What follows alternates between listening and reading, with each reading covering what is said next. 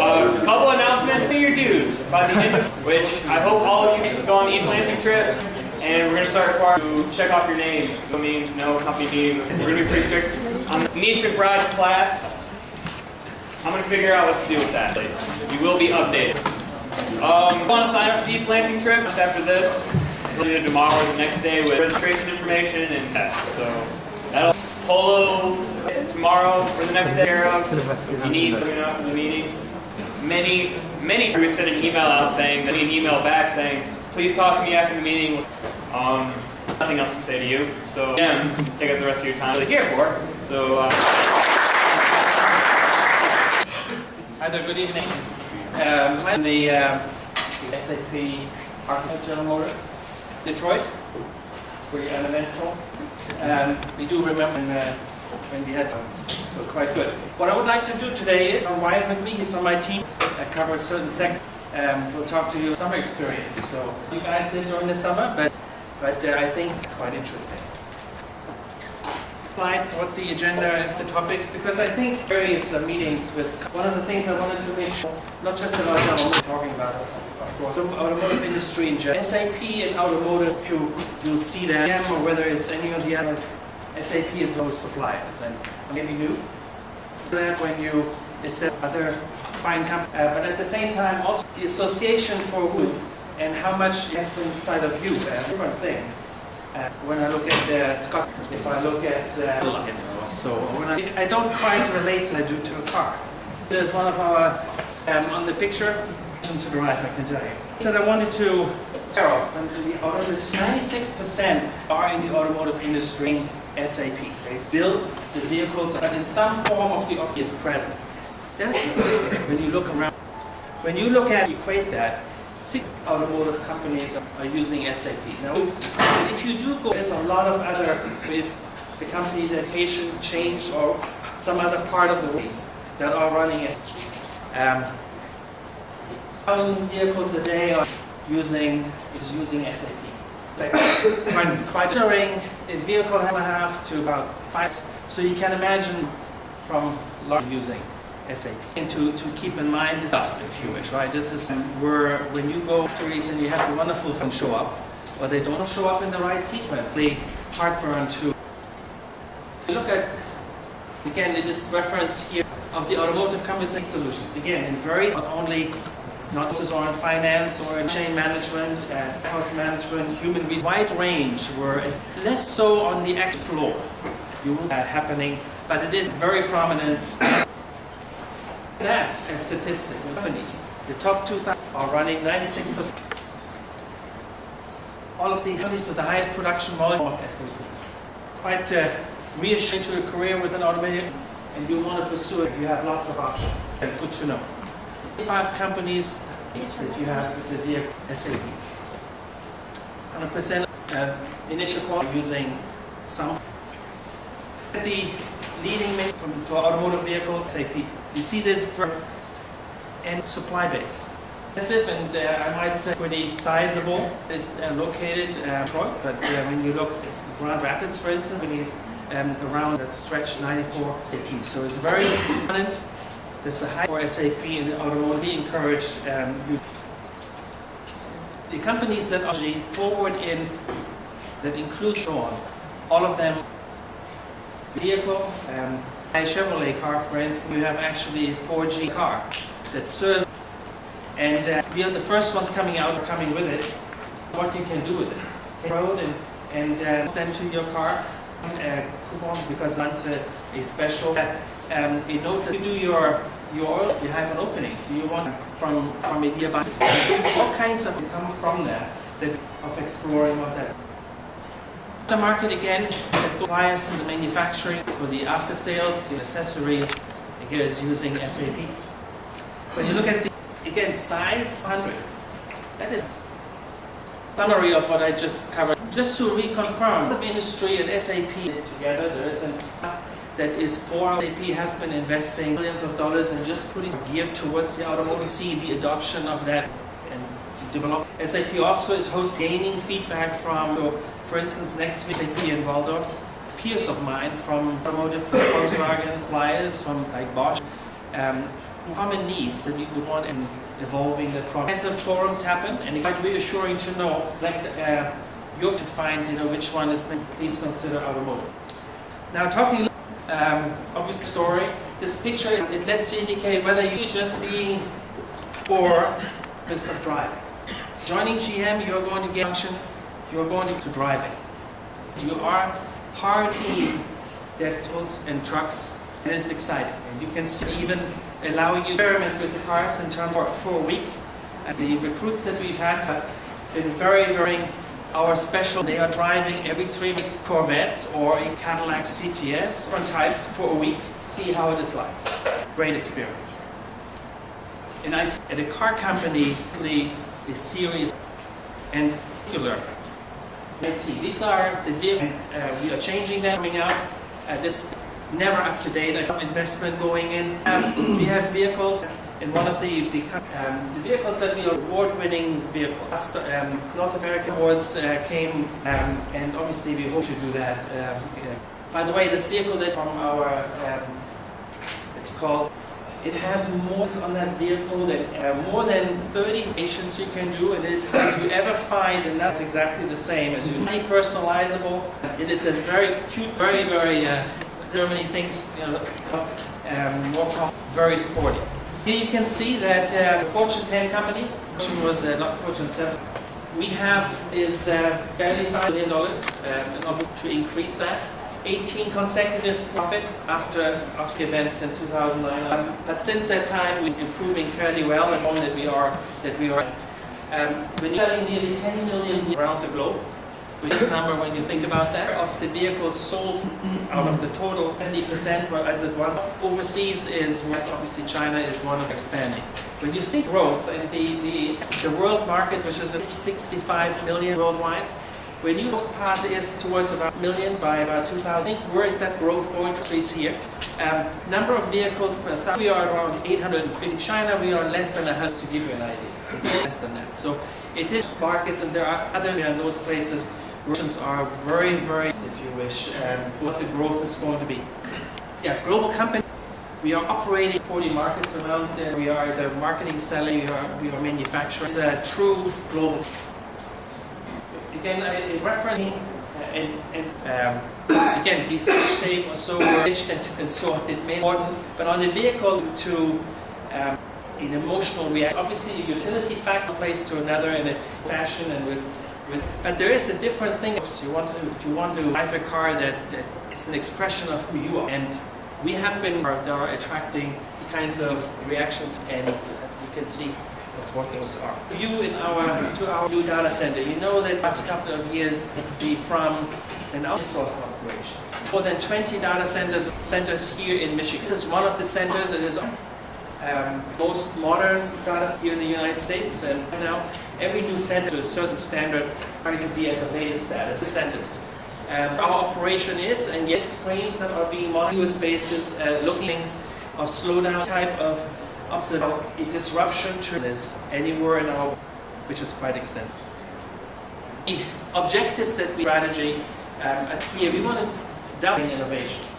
Traditional, they structure and one project after another. In our case, we have to on all fronts lift our standard that we have. So when it comes to the business user experience and making a difference, consumer or how our working with us, that we want to delight. But if you ever need help, support, that is the number we would want to be able to count on. The same is true with supply. That we are global sales, single number in the moment. That means selling cars. So then you also have options. So it is important that makes it attractive for us, and with us, I go to somebody else. Us being able to do that. Rate of innovation. In the past, 85% of our were devoted towards running what there was, into 20%. All of the consolidation, standardizing that we are raising to a formula with amount of time new capability. With employees, when you have suppliers, you turn over in staff that have people in, you train project, then they might all of that knowledge along with it. And so we start employees that we are bringing, see that the learning is secure. By accumulating, we are going to get into a position. We will know the times that the business does. Because we know IT and articulate how they are just today. This is a very interaction with, and we are of driving. And again, innovation, that means you get in contact with colleagues that are around. So that's also an exciting, highly diverse team life and culture. Tremendously rewarding how different backgrounds are looking and trying to now figure out tremendously. And we are exceedingly proud of the fact that this workforce, not in our other innovation center, this have gone through from a niche environment. We are 10% outsourced. Outsourced, you can't really tell us. We are talking to suppliers in the next generation of. So it is a where there are them to focus into our company. My indicator, we are one innovation center that was the suppliers all over the world. We are going to, and on our way. When you look, we are 1,000 employees. In January of 2000, we were at about 2,000. And what is important, you'll see that highly focusing on hiring senior and experienced opening and hiring just around the United States. When you're hiring into our, as I said before, we won't need, I can tell you, because I'm trying to convince some in Texas or in other parts of the world, the place of work is India. And if we were on vacations during the winter time, those discussions were usually in terms of coming to a place maybe at in the moment. We have multiple from Atlanta to Austin, our southern, and we've been very recent one that we opened, located there. If you like, and weather around degrees most of the year, that might be the bright spot. Austin is one of the growing and mostly smallest city for IT talent. Incredible, not only the schools, so the people who would want this very moderate climate, very interesting. Have the facility from Dell. People actually that are working there, the badges, which stayed in the same place. They organized that a little bit, but coincidentally, my boss, Randy Mott, comes up here obviously, but Georgia and Roswell, which is Atlanta, facility with over 1,000 people.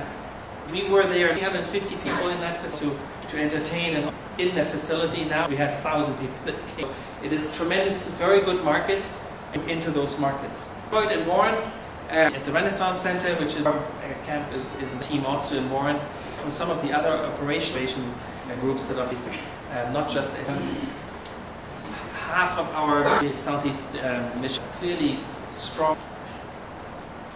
This is important. I want to take a look at. We firm from the commission that we have that we can career opportunities. It is like ours that is in a very broad, be it in the supply companies with the supply opportunity as we do. Look at the system, advance and improve on. These are large elements in networks that we are to improve and accounts payable, some that know a little bit about finance systems that does account 120 billion through that. So if anything goes wrong, not only headlines of Wall Street Journal suppliers will be calling on people because that means that it ripples through and so on, right? So very important to do that. Other systems engage in collecting the revenue in 55 billion or in 100. But we want to not miss revenue. Since big systems, we are very much in moving the world where we're further ahead in use of the latest technology. Really refer to us as maintenance mode. We talk to other companies, but they spend of the engagement in the role that you might get. The maintenance role, keep it on. That is a different engagement than doing something very different dynamic. He's going to give you some roles and responsibilities. When you do maintenance kind of an experience, it may not. It's not nearly working on something new. Just a couple of words to hiring and interns. In the fall of 2000, first time that I came here, as you may know, I'm for all of our IT at the campus. This was first day. I was really interested in what the dynamic at the time. I went out to about universities that we are going, more than 1,000 from the universities. Next year we are going out a little bit more than 5 students. That again, that can make. We are looking for particular. We are looking to again, and we are looking also another time to see that we find that is. We have we've been and this is why we are increasing our involvement. More than 30 graduates since 2,000 since we started to hire.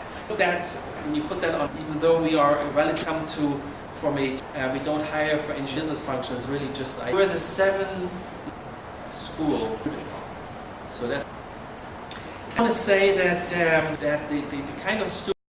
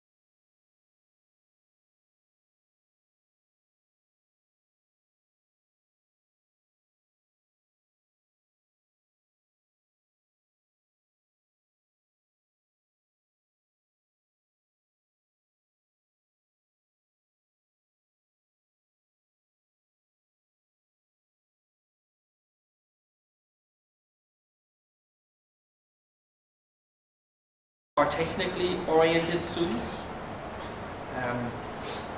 People who want to figure out what does the inside of a laptop look like, for instance, and what makes certain programs run in a certain way, and so on. We also look for students though that don't need sponsorship.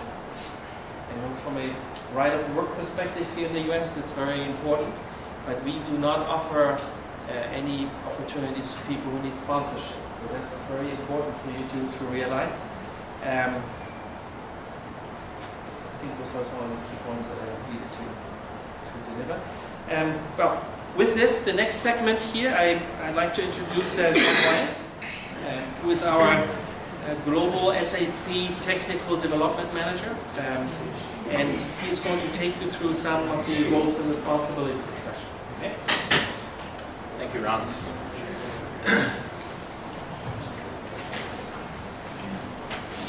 I'll start off because, as Ronald mentioned, with moving from an outsourced or an insourced organization to an outsourced organization, I've had the opportunity to interview a lot of people.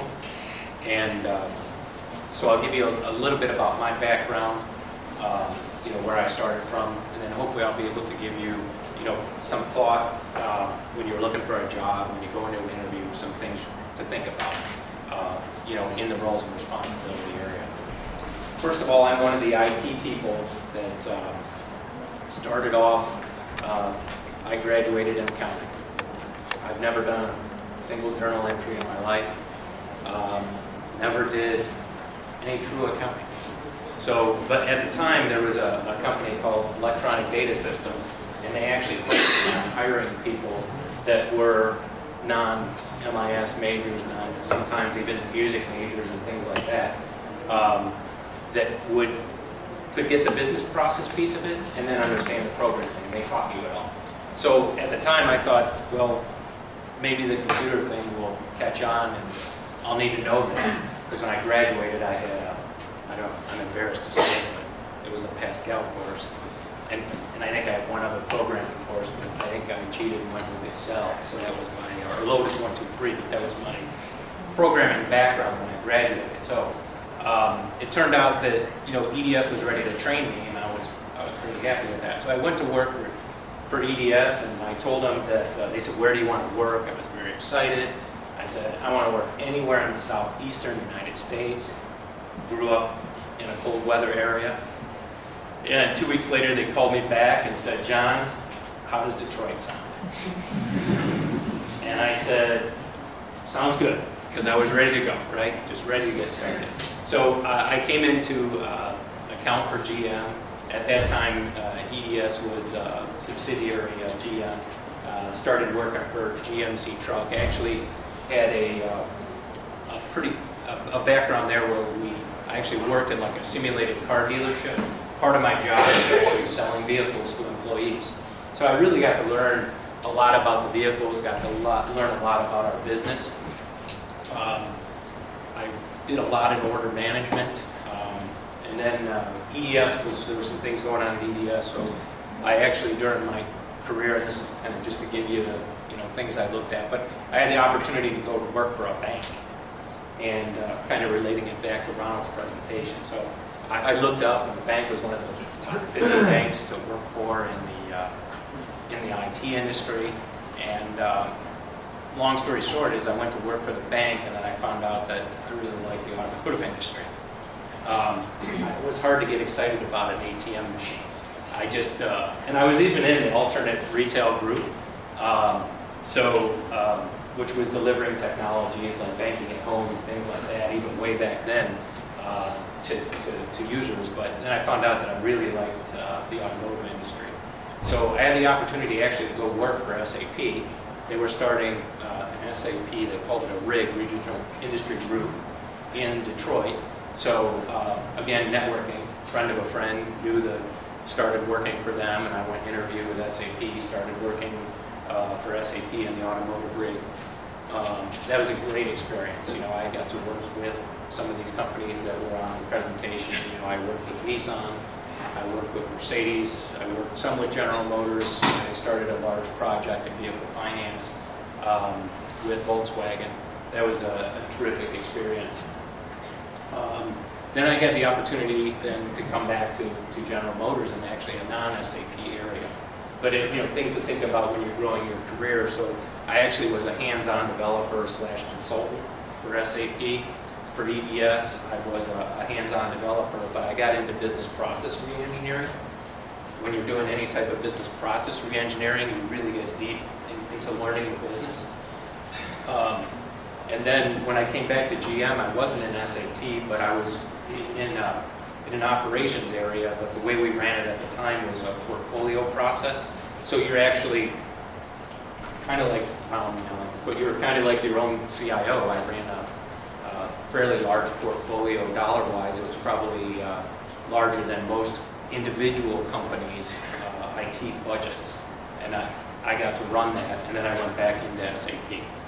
So I'll be happy to answer any questions later about that, but at least that gives you, I hope that helps you a little bit, for somebody that actually came out of a non-IT background. Also, too, I want to mention GM has an excellent program with Carnegie Mellon and other universities, too. While I was at GM, I was able to actually get a Master's of Science in IT degree from Carnegie Mellon, which I am truly thankful for. That was a great opportunity. So GM has, with various universities, has those types of programs set up for you to continue your education. So, okay.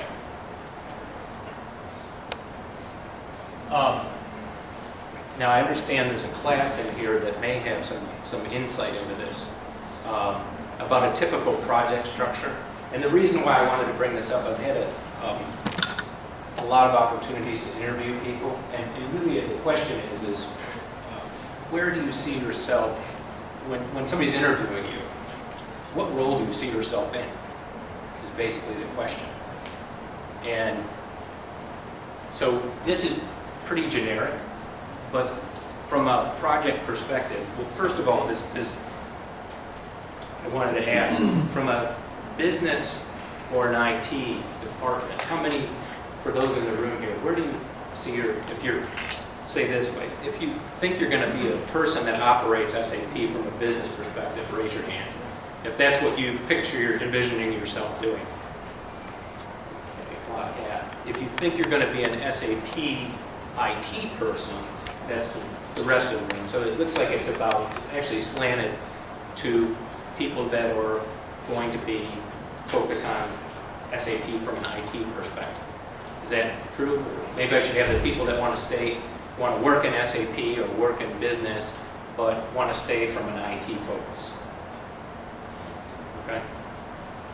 So I'll go with a 40-60 split, okay, with that. So from a project perspective, when I say an IT project, do people know what that is? Like the characteristics of a project?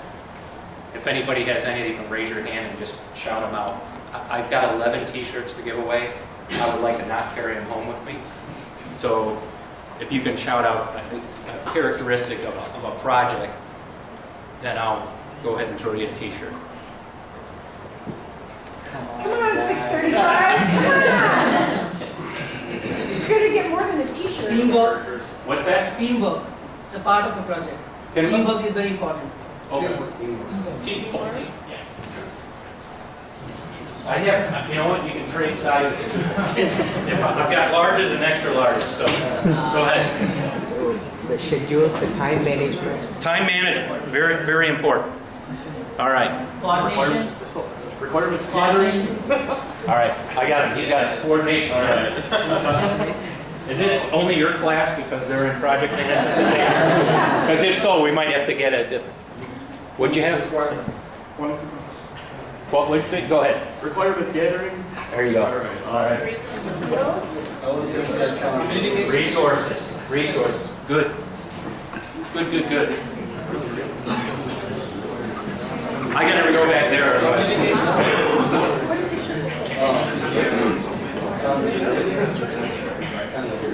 Accountability? Yep. These are the extra larges you can sell. Raise your hand. Communicating with stakeholders for the. I heard a couple things there. He said communication, that is excellent, true, and stakeholders. So,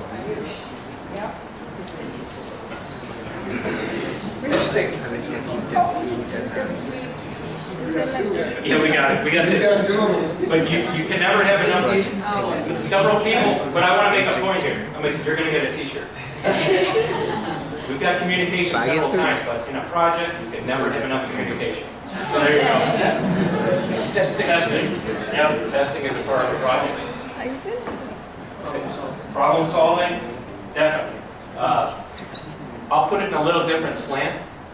Problem solving is really part of project management piece of it is managing risk. Everybody have that? So you're really into risk mitigation and issue management. So, but there. I got one left. Project evaluation. Collaboration. So he said collaboration. He got it out. So, all right. So next time we got to bring more shirts, and Stephanie will actually be happy because I didn't bring any shirts home. Okay. All right. So from the pure IT perspective, yeah. So we have the steering committee. I think people realize what that is. So generally, from an IT perspective, you would start off your career from the steering committee. But getting down here is where I want to focus on too. There is a role here for actual project management. So when you start off on an IT project anywhere, there'll be roles there in project management. And they manage a lot of those things that you mentioned. But probably one of the primary things that, especially for me being in development, is project scope. And if you don't know what that is, then look that up. But that's what the key is. In most IT projects, for them to get done, really you need to manage the scope. So, but when you're sitting with me, for example, and I was interviewing you, you would say, I would ask you, do you picture yourself as more of a functional person or a development person? That's one question I may ask. And a functional person is going to be the person that has the hands-on, configuring a material master, configuring SD, those types of things. And in SAP, those are that's a career. So if you said, I'm an SD expert, I'm a SD pricing expert, that's actually a career, believe it or not. It's not knowing all of SAP, but just those pieces of SAP. And, I'm a material management expert. There's actually specialties on top of that, like global trade and other things.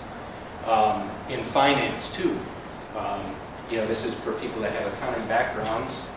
I was talking to a few people before class on that have, some experience or a deeper knowledge in accounting. They can easily go into the FI area and be successful. So from that coming across, then you have what I am, which is a development lead. So development, and we deal with everything, not just ABAP, but as Chris knows, we are getting into the cutting edge stuff that SAP is coming out with, Java, BI, all those types of things, Portal, and everybody likes to think that they use SAP provides a lot of standard functionality and it's out of the box, but the fact is that, and even SAP's roadmap down the road is to make things very compact and usable, and with that comes this tailoring, which means development. So, and then there's a kind of an architecture area, which is the more technical people yet that figure out how all the SAP systems fit together. I was going to throw a picture in of our SAP landscape, but I know that would have, especially after the pizza, that really would have put everybody to sleep, so I did not do that. But it is, architecture is again, it's a career in itself, and if you're very technically oriented, it is a great thing to get into. And then coming down, there's these kind of cross-functional boxes. These are very important too. And as a matter of fact, some of your colleagues that are now working for us actually start off in this area here, which is conversion, data cleansing, and all that. More projects fail in this area than almost any other. I think organizational change management is a huge area, but for us, because we deal with so many legacy systems, is this, you know, how do you get data from legacy systems into SAP? It's a great area to start it for learning business, data, and how we get it, what does it need to look like to come into SAP. So testing, you mentioned over there. Big area too, this Sarbanes-Oxley, we hit that in the curriculum? Okay. Controls, compliance, and Sarbanes-Oxley, where, you know, this is the piece where you have to make sure your financial statements are true. And the leadership of the company has to sign off and attest to that. And if they're not true, then you get in big trouble, you probably go to jail. So people make a career out of this piece of it too. I mean, SAP security and roles and all that all fit in here. So, and then training and organizational change management. So there are people that just make careers out of, you know, organizing training, putting training materials together for specific things, and the organizational change management piece of it. Okay. Any questions on that? I'm just hoping to give you some ideas. Can you please elaborate more on testing career? So, in SAP, I heard there are some people who work in testing. So, what are careers like in SAP? That's a good question. So there's various ways to do testing. Some of it is, you know, I've done testing where it's independent third parties. So you might have an independent third party come in and they actually write the test cases and execute the testing. This way you don't have the kind of conflict of interest from somebody that's actually doing the development and responsible for delivery of the project, doing the testing. That's one way I've seen it implemented. But really for us, it's you know, making sure that we're testing all phases of the project properly. In a system that becomes more mature like ours is becoming, there's a large piece of regression testing. So how do we implement things, but we don't break stuff that's already working? How do you figure out what you need to test to make sure that you do that? How do you make sure if we're implementing, you know, I'll go by object count, 200 objects, that we thoroughly test those 200 objects? And I will tell you that it's a challenge. It really is. And it directly impacts the quality of your product. So, and as everybody was shouting out answers about project management, and one of the constraints, and we hit resources and some other things, but the time in testing, if you look, if a project is late when they're figuring out the requirements that you had mentioned, and the project goes a little bit longer when they're coding, and there's some things that are found out while we're designing and developing, a lot of times the due dates maybe don't slip out because people want to keep those due dates because like user training and the launch of the system, and it might be a system that needs to sunset. But a lot of times that squeeze happens in that testing area. So the more organized you are, the better you know what you're doing, the better you have the resources aligned to take care of the defects when you find them, is the higher quality product you're going to deliver at the end of the day. To me, you know, it all fits together, but the thoroughness and the completeness of the testing is where the quality comes from. So what we've learned is that people can read documents, and you guys know because you read books and all that, but really, especially for the people that are in the ABAP class, you get in there and you start coding it and seeing what your own defects are, you really don't know. And it's equally hard for business customers and people that understand business processes to be able to visualize that on a sheet of paper.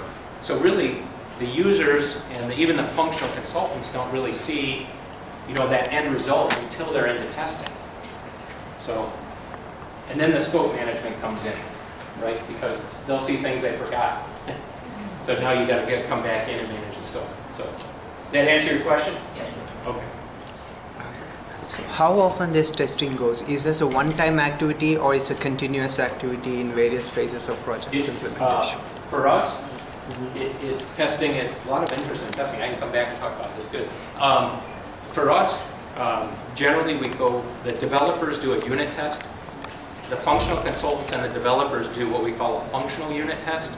So that'll be better data. That'll be with the functional consultant who really knows how the objects are supposed to act. Then we do system integration testing. So that's when we include data from all the other systems going through. And then we do UAT, user acceptance testing. And then we go ahead and deploy, get ready for technical cutover. So, okay. All right. Just to give you an example, so on an average day, a development team, like just as an average development member, you might interact with all these different teams. So I mentioned the architecture team. You might interact with BASIS. They might want to know what you're doing. Security, compliance, audit, integration. We, at the time, we have a global integration factory, but really that's system. Anything where you're interacting with another system, might be SAP, might be non-SAP. Legacy systems. So tremendous for us in our environment. We have systems almost like rings on a tree going out. We have systems of every different technology you can imagine. Okay, they all have their own priority list. Sometimes their priority is not our priority. So developing the relationship piece of it, understanding how they work, how they get their work done is a big piece of actually any SAP project we do launching. So the operations team, they always want to know what we're doing. Ronald said we aren't an operations team, we do development, but we do knowledge transfer over to them so they can sustain an application. Of course, the project management piece, the functional teams we already talked about, and the architecture teams. So that's just to give you some ideas, I think, when you're kind of saying, what do you want to do in SAP? Hopefully it just gives you some thoughts. This is after 23 years now in IT. This is one of my favorite cartoons. So there's a site out there, I think it's called Project Site, but it says, so here's the swing, how the customer explained it. Here's how the project leader understood it, how the analyst designed it, how the programmer wrote it, what the beta testers received, how the business consultants described it, how the project was documented, and this is what operations installed, how the customer was billed. When we were outsourced, that made me laugh. How it was supported, what marketing advertised, and what the customer really needed. So every day, as we're working through issues, I have that hanging on my wall, and I just, it's so true. So with that, I think that's all I have. I'll go ahead and turn it over to Chris so he can talk about his summer with us. Thanks, everybody.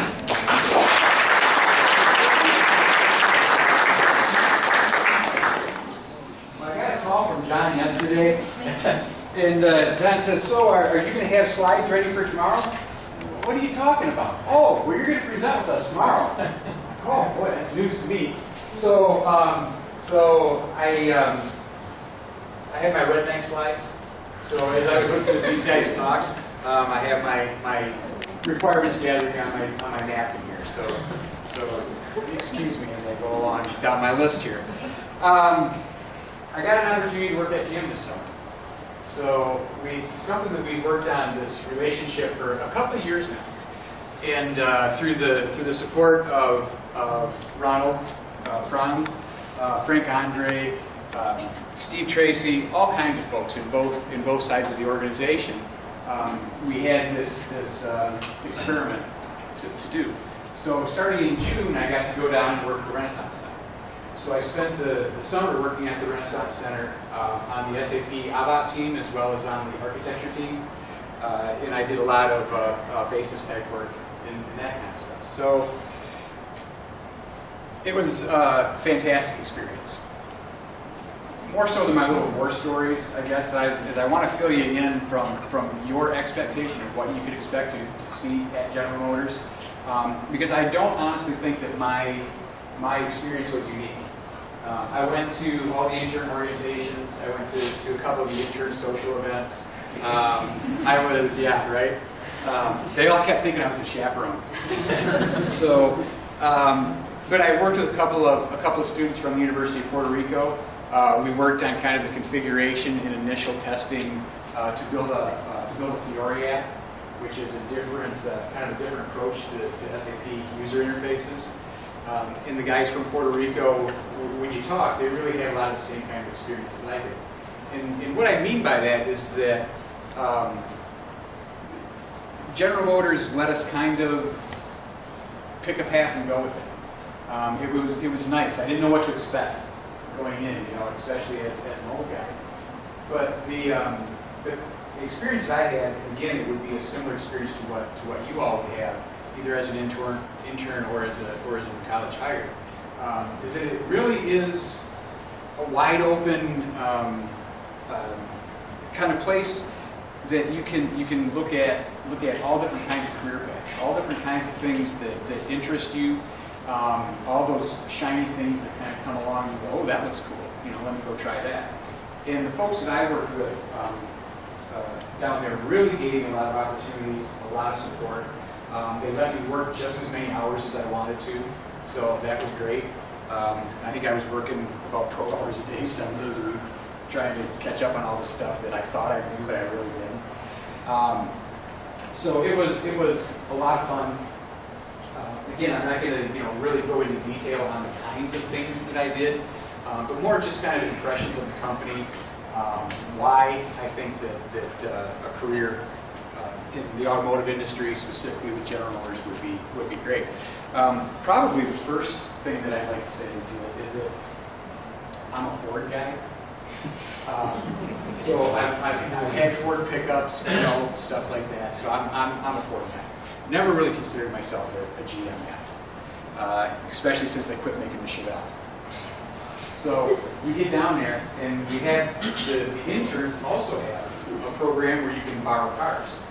So you get to borrow one car every quarter or something like that, and you can have the opportunity to check this out. So I didn't get on the list soon enough, but my daughter Megan works down there, and she got on the list. She says, "Dad, what car should I get?" And I said, "Megan, Cadillac CTS-V." Cadillac CTS-V, I don't know if this is still true, but at least in the last couple of years, has the highest horsepower engine of any production car, at least in the United States, perhaps in the world. It wouldn't surprise me in the universe. So it has a 556 horsepower engine, 6-speed, manual transmission, and it rides like a jet. So we get this car, and my daughter had never driven a stick before. So I said, "Let me drive it out of town, and then I'll show you somewhere in a parking lot how to drive this car." So we're driving down Jefferson, so we just pull. I probably shouldn't tell this story in front of Ron.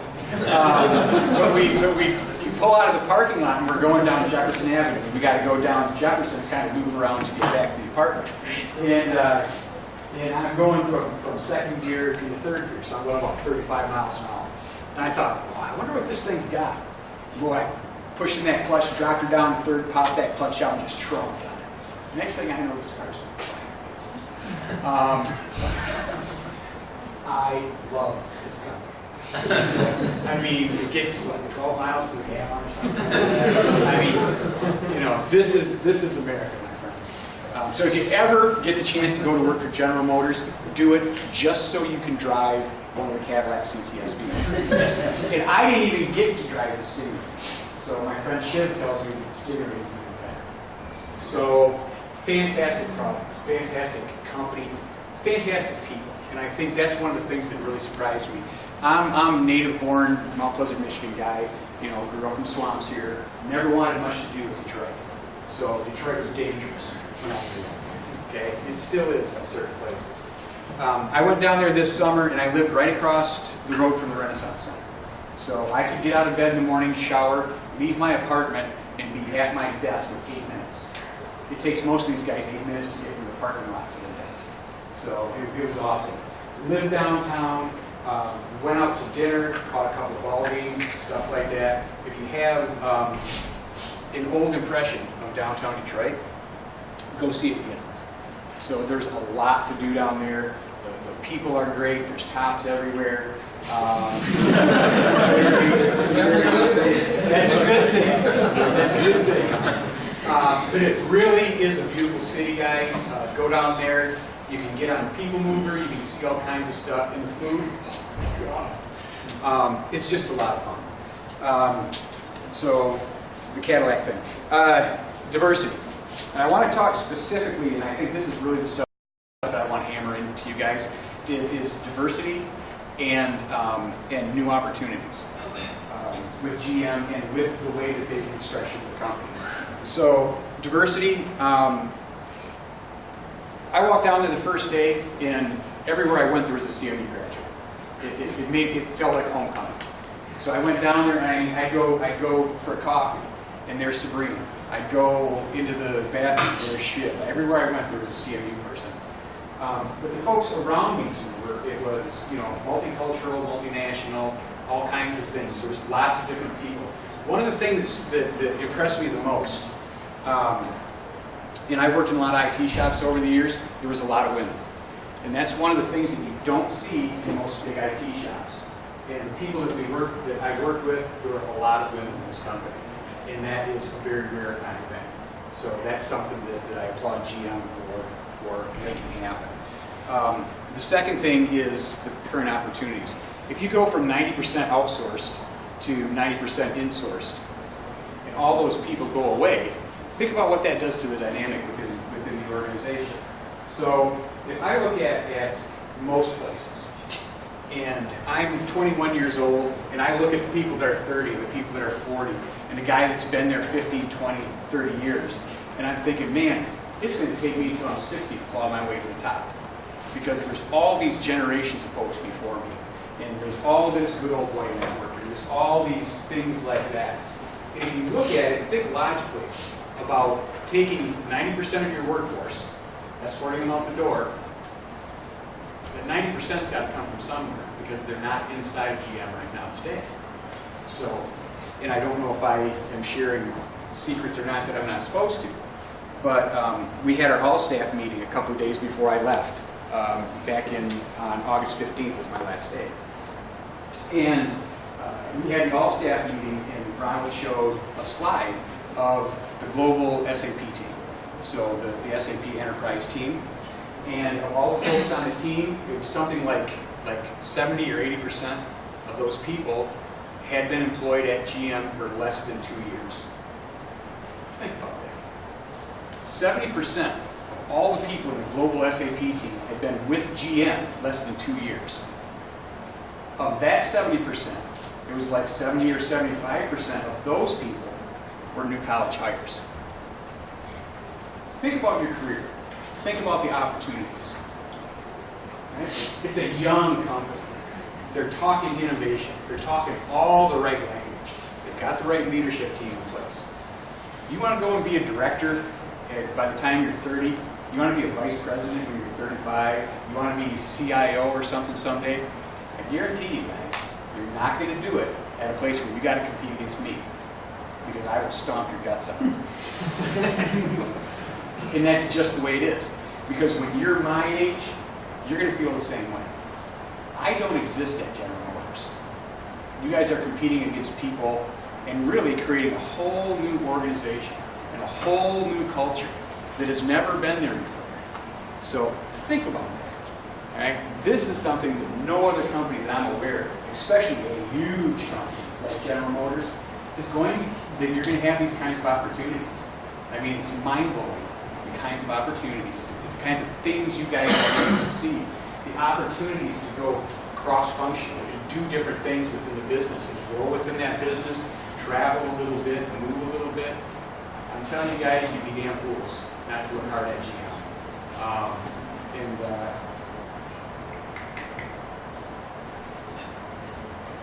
Hit that too. The end on that topic. Two more things. And it goes back kind of to when John was talking about projects. And one of my big purposes to go down there, when I left to go on the internship, my number one goal was to try to impress our new friends at General Motors. Because honestly, it was kind of a sales mission, because we're trying to establish relationships.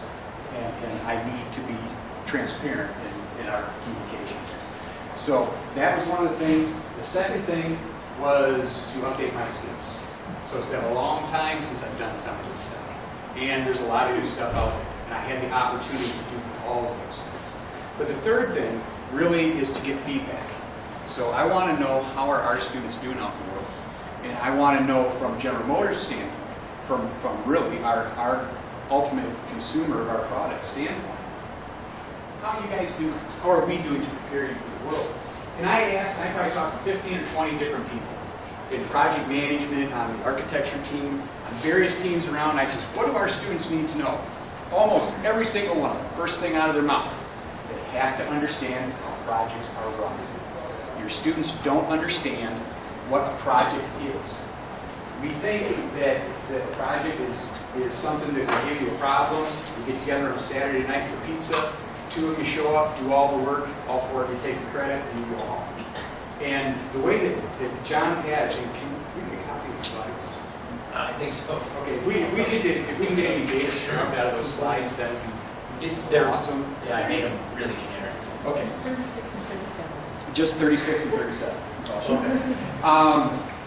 But what John had up here in how he explained it, that's the simple view. Okay, that's the 25,000 foot view. So you guys need to take the time to understand and to research and that kind of stuff. What is a project? What's my role? How does that thing work? The second most common thing I got, and then I'm going to be quiet so that Denise's class can go off and do their lecture, is being prepared for meetings. Being prepared for meetings is a couple of different things. Read the agenda before you go. Know why you're going to the meeting. If you get invited to a meeting at GM, there's going to be an agenda on the meeting notice. Read it. Find out why you're going. Second thing, never, ever, ever show up to a meeting without a piece of paper and a pencil. Okay? Take notes. That little notepad should be your friend. And everywhere you go, at least your first 25 years on the job, write everything down. Okay? Take notes. Be prepared. Don't ask questions twice. Because asking it twice is a waste of time. So have your act together. And that's really, everything else we can fix. Everything else that people came up as input and that kind of thing, we can fix in the classroom, and we're making tweaks here and there. But that note thing, be prepared, take notes, that sort of stuff. So I just want to publicly say thank you again to all the folks here at CLU that made this happen. All of our friends at General Motors. And then after the students leave, I have a little thank you for you guys before you take off. Any questions, comments, concerns? Yes, sir. Are you the world's oldest intern? I am officially the world's oldest intern. Now something that I didn't say. All right, I have one more thing, and then I swear. This is kind of like the toast at a wedding. Can't audience, right? Because I have to do this thing. Yeah, good thing I don't have a drink in my hand. I lost my thought. Oh yeah. So the oldest intern thing. When I first took this teaching gig, one of my concerns was that I was going to be stale. That you teach a couple of years and you kind of get out of the industry, you lose skills, you lose relevancy. You lose the ability to really give you guys useful information. And a couple of years ago, I started asking around about these faculty internships. So how can I go out? How can I keep my skills up and that kind of thing? And I ran past a lot of companies. So I won't name the names of the companies right now. Several different companies. And GM was the only one to bite. And Ronald was the one that pushed this through. So for your students out there, as you go forward, try to stay evergreen. Try to continually develop. Go back to school. Go back and join a trade organization. Present at things. Don't ever let yourself get stale. It's a really scary place to be when you're my age and you don't feel like you're relevant anymore. So hopefully you'll always have people to support you and kind of keep the fire burning. because I tell you, man, I'm re-energized. I love the opportunity that I had. I hope that enthusiasm shows. But that's. Any other questions?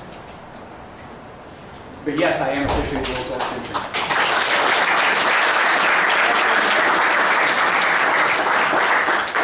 Let me just confirm, yes, he did show up every day. I worked from home a couple of days, to be honest. And which in our world means you don't necessarily have to be physically present as long as you move along your task and meet your milestones and so on, right? But the thing is, what made this special? Also, that you should keep in mind, we are now from a GM perspective, CMU from an IT viewpoint. We are a niche school. We have a specialty as SAP, but we obviously invite other disciplines. We have other entry-level jobs and other areas such as operations and networking, security on the Java side, and so on. We have a broad array. Actually, half of the people that have started with us have started in a non-SAP role. So we are very open to that. You know, next week is Career Day, I guess, right? So you'll have again GM be present here, and you'll see those people who know of some of the hires that we've had. They will show up here next week, so you can have some frank conversations with them, and they can tell you what it's really like. But for Chris, what is special? There are lots of schools where GM has, or we have a handful of schools where we are really investing. When you look at University of Michigan, you may have heard about the city project that we are supporting. We are a major sponsor on the driverless car city that they are actually going to build. And for the next several years, we will be supporting that. We also, when you look at Purdue and technical schools, Georgia technical schools, we are supporting with funding and so on. We are not in that kind of a situation yet with CMU. And I say yes because at some time I hope we'll get to something. But Chris is the first, what I would call academic intern that we had in GM ever. And so, yes, we did have to do some explaining as to why we would do something like that. And is he here to teach us something or what? So we did all of that, we resolved all of that, and I think it was a very good experience also for us. And it is one of the building blocks in our relationship that I hope will further and further strengthen the influence we can perhaps have in relating what it is we need, and also then getting back students that are interested, excited, enthusiastic about joining us. Thank you very much for